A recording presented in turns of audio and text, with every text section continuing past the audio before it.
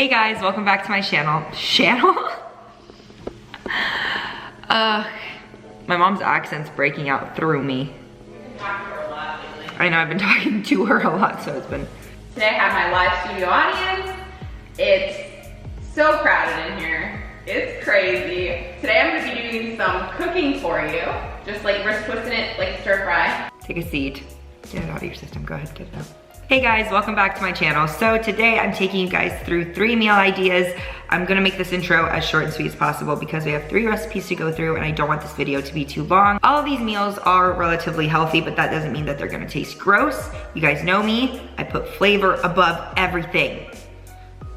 Food-wise, you know, my family comes before that and you know, all that important stuff. But when it comes to food, Flavortown might as well be related to Guy Fieri. So if you clicked on this video for some delicious meals, you're in luck because you just drove into Flavortown. They probably clicked out of this video. Yeah. Second, I'm about to click out of this. click out of this. Control Alt Delete my life. So now that I set the tone for the video and now you completely lost your appetite, let's get it started. For the first recipe, you need brown rice ramen that you can find at Costco, shrimp, and Brussels sprouts. This is one of my go-to meals after the gym. You need to try this. To season the noodles, I use Mrs. Dash extra spicy seasoning and a bit of salt. While that's cooking, I get started on my shrimp. Since they're frozen, I let them de-thaw a bit in the pan, start chopping the Brussels sprouts. I cut them in half because I like them a bit chunkier, and then I toss them in the pan and season them with salt, pepper, garlic sriracha powder, and lemon juice. Once the shrimp de-thaw a bit, I season them with the same seasonings I used on the Brussels sprouts, and I let them cook for about 5 more minutes on medium-high.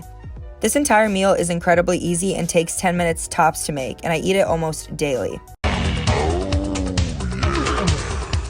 Second recipe is brought to you by Green Chef. I've mentioned them in a previous video, but if it's your first time hearing about them, they're a USDA organic company that sends you meals based on your diet, whether you're vegetarian, vegan, or gluten-free, or none of the above.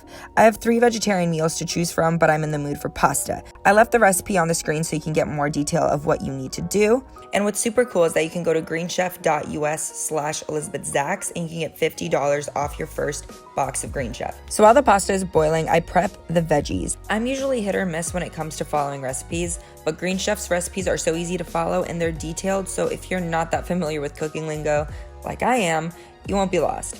It's great for everyone, basically. Ingredients come pre-measured and mostly prepped, which makes cooking so easy and quick. And with all the options they send to you, it's easy to achieve your goals, whether that's, you know, transitioning to a different diet or to just eat healthier. Now I'm cutting an onion, and as you can see, it's a very emotional process. This gets me every single time. I feel like I just become too attached to the onion.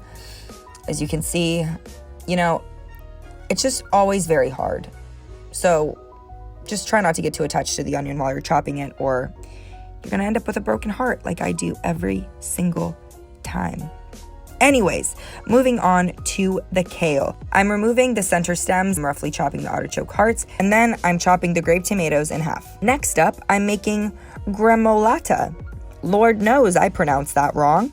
I'm zesting a lemon because I'm a zesty gal. I'm sorry. I quarter the lemon, and then I move on to the pine nuts, just finely chop them, de-stem the parsley, and do the same with them. I place them all in a bowl with the lemon zest and drizzle 2 tablespoons of olive oil on top and season with salt and pepper. And ooh, it is good. I thought this was like, you know, a small detail. And even though, I mean, I guess in the grand scheme of things, it is a small detail, it is delicious, okay? Now moving on to the sauce. I heat up 1.5 tablespoons of cooking oil in a large pan over medium-high. I add the onion, I season with salt and pepper, and then I cook for about 3 to 4 minutes. Then I reduce the heat, and then I add the kale leaves and the artichokes, and I leave it in there for 2 minutes, stirring occasionally. Then I add in 3/4 cup of water. I crumble the mushroom bouillon over the pan. I cook this for 2 to 3 minutes, and boom, I remove it from heat. Not sure if that was worth the boom, but you know, whatever. Now I'm making the crostini or crostini. I've argued with Skylar about how to pronounce this, and I'm still not sure. I'm gonna cut the whole baguette in about 1/2 inch thick slices, drizzle with olive oil and season with salt and pepper, and then put some Parmesan cheese over it. My mouth is watering as I'm saying this. Stick it in the oven for about 2 to 3 minutes on broil. Now that the sauce is ready, we transfer the pasta pan to the sauce. We add the tomatoes. We squeeze some lemon juice on top. If you want, you can add more salt and pepper, and boom. It is done. Yo, Luna, stop. Do you want some shrimp? No, Luna, you can't have any. Luna, oh my God. Luna, stop! And then if you want, you can add some shrimp in for some extra protein. But if that is not in your diet, then, you don't have to do anything you don't want to do. Now moving on to the final meal, pineapple glazed chicken. You'll need lemon pepper seasoning, salt, pepper, olive oil, maple syrup, pineapple tidbits, butter, brown rice, but I use white rice, and chicken thighs, or you can substitute that for chicken breast depending on your diet. Drain the canned pineapple, reserve about 1/4 cup of juice, season the chicken on both sides. In a large pan, add oil over medium-high heat, and brown the thighs on both sides and remove from the pan. In the same pan, melt butter over medium heat still, add in the drained pineapple, cook and stir for 5 minutes. Once the 5 minutes are done, stir in the maple syrup and the pineapple juice that you saved earlier, add in the chicken and cook covered for 5 to 7 minutes. Once the chicken is ready, remove it from the pan, keep it nice and warm, and then increase the heat to medium-high and cook and stir the pineapple mixture until it's slightly thickened. Make sure you have your rice ready, whichever way you want to cook it, whichever color rice you want. Take the pineapple mixture, spoon it over the chicken, serve it with rice, and voila, delicious. I tried adding in a little bit of everything, so no matter what your diet is, this can be helpful, So I hope you guys enjoyed it. I wasn't bluffing when I said Flavortown. Am I right? All right, I'm done with that. I don't want you guys to despise me entirely. Let me know if you guys try out these meals because they're very, very delicious. I should know because I ate most of the portions.